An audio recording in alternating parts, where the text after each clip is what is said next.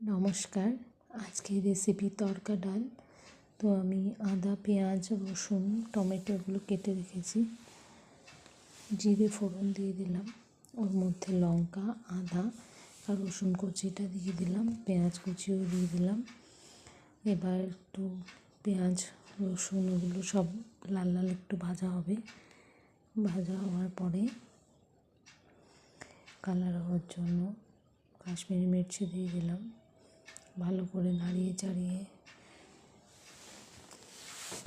লাল লাল ভাজা করে নেব। ওর মধ্যে একটা ডিম দিয়ে দিলাম, একেবারে ডিমটা ঝুড়ো করব। তার মধ্যে টমেটো দিয়ে দিয়েছি, গোলমরিচ দিয়েছি। এবার তড়কা মশলাটাও দিয়ে দেব। তড়কা মশলাটা দিয়ে একেবারে মিক্সটা করে নেব। ওর মধ্যে এবার ডালটা দিয়ে দিলাম।